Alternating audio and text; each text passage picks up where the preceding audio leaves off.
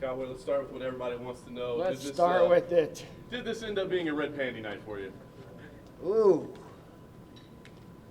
Somewhere in the business is a liar.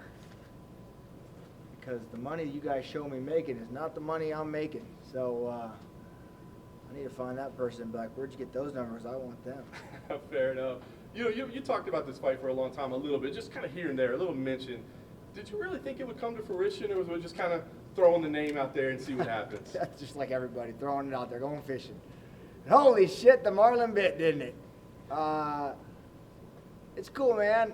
I'm happy to be here. If you look at the roster and see who damn well deserves this fight, it's me. Fucking goddamn. So, put the time in, put the effort in. Now we're here talking again. That's it. I know it's still early in fight week, but what's the experience like? I mean, you've done everything in this sport, but obviously a Conor McGregor fight week is kind of a special thing. I mean, you see by the number of people here right now. I mean, what is this experience like? Are you enjoying it? Is it kind of a pain in the ass? Goddamn right, I'm enjoying it. I enjoy the journey. We talk about this every time. Like, to me, this is all cool. One day I'm not going to have this. I'm going to be sitting at home like, damn, anyone want to call me for an hour interview anymore? You know, like, yeah, it's the experience. The fight week's fun, man. It's crazy.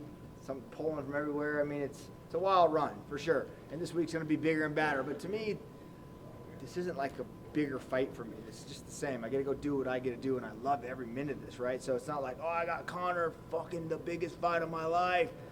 Like, training and sitting at home when I lay in bed at night is just Saturday. I got to go do what I fucking love. See, that's interesting, because I think a lot of people were wondering what this would mean like for your legacy. You know, you've come up short in some title fights. You're going to be in the Hall of Fame, no question about it. But would this be a kind of fight where if you won, where, yeah, maybe I didn't win a title fight, but I won a big fight, you know, when it really mattered, I mean, this is as big as it gets, right? So, I mean, is this a kind of legacy fight like that where you could say, okay, maybe I didn't win a title, but look at this? Hell yeah. Hell yeah. This is, you know, we talk about legacy fight. This is, for those who didn't know I was fighting, by some reason they aren't living, they're coming from the moon, they're up there hanging out, you know, and they got here on Friday, and they're like, holy shit, Cowboys fighting? We got to pull over, we got to figure out where we can watch this. That's what I want. I want people to say, oh man, that son of a bitch is the hardest working blue-collar American I've ever seen fight, and I want to watch because he fights with purpose and a reason. And so I plan on going out there, fighting for fucking everybody, man. This is what I love to do. There's no other job I'd rather do. I'm doing it. I'm living it. And I'm here. What do you make of this respectful Conor McGregor? There's no trash talk. It seems like he's almost being nice out there. I was talking to my team about that, and I was like, what is he going to say? Like, what could he say bad about me? Like, oh, you're a shitty dad? Like, no. You know, like, oh, you didn't have all these accolades in the sport? Like, no. Like, he could say, oh, you got knocked out your last two fights. And I'd be like, yeah, you're pretty much right on that. Like, you know, so I'm excited for the press conference because I love the antics. I love all the crazy shit this dude comes up with, so it's going to be fun.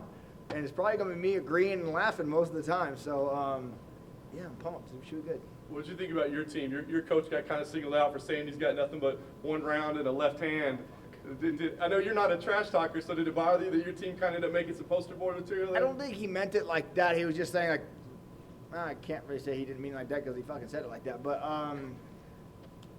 you know, you guys are real good at taking a fucking badass interview, somebody says, and bringing it all the way down to all he has is a left hand. You know what I mean? So it's you cocksuckers out there. That's the problem.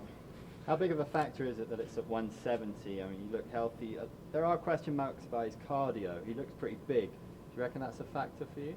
Oh, I don't care if his cardio's there. If not, I train hard. My cardio's are there. I'm ready for 5 rounds. So what he did on his side, that's what he did. I have no clue. 70? Shit. Thanks, brother.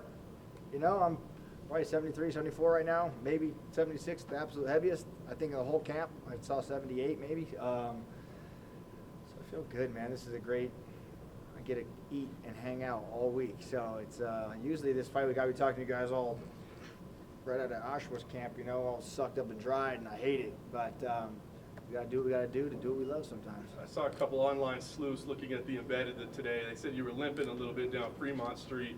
What's give us the go there? There's something wrong. Man, I knew that was gonna come up.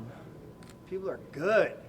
Put a little limp. What if I just walk with the draw? You know, or maybe I stepped on a Lego. I got a kid now.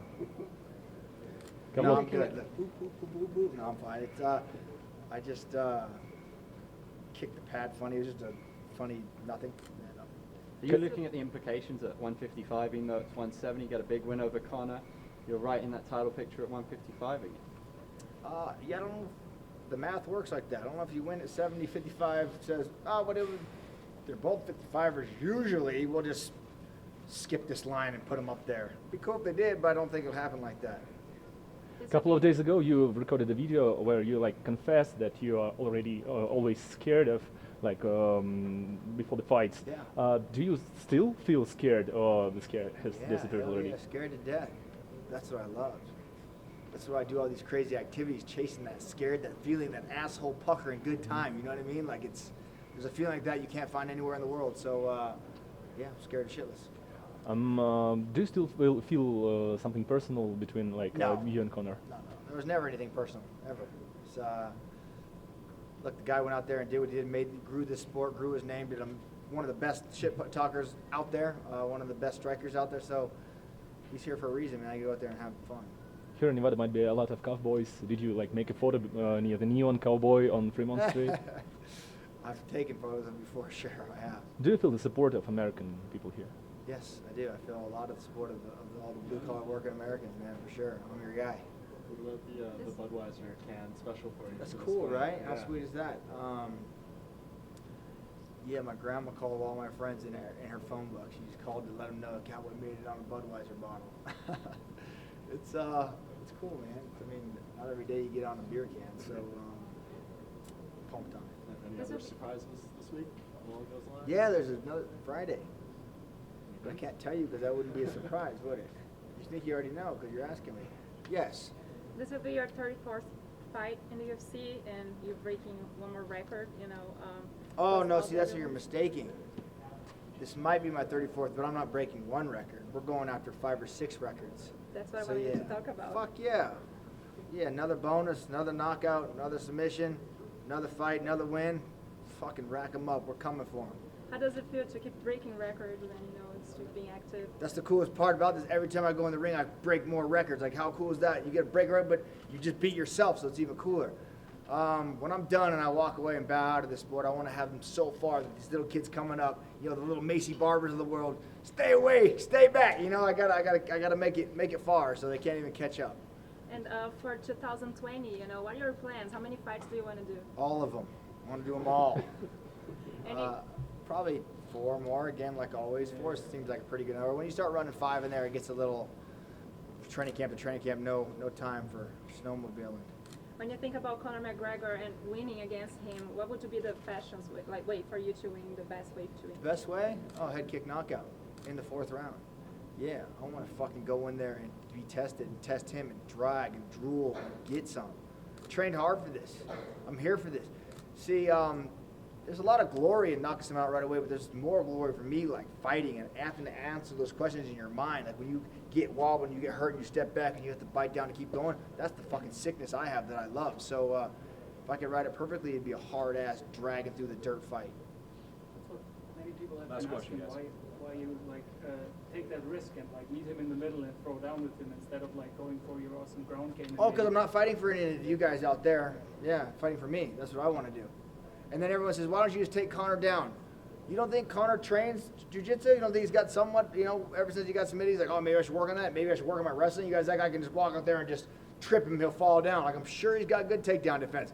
But I'm going out there to fight for me, not for anybody else. So if I want to go out there and stand, and can I take the fucking left hand? Can I take everything else? That's for me to decide. I can't wait. What do you Last make of him question. saying that he's going to get an $80 million payday for this one? Hey, man, fucking good for you. Good for you. If you want to kick Cowboy a little bit of that, like a percentage, that'd be even cooler. But like I said, the dude, if that's a real number, fucking right on, man. That means I did something right, and he did something right, and we're selling a hell of a fight, right? So right on, man. Good for you. Throw Cowboy a little bit of that grease when you're done.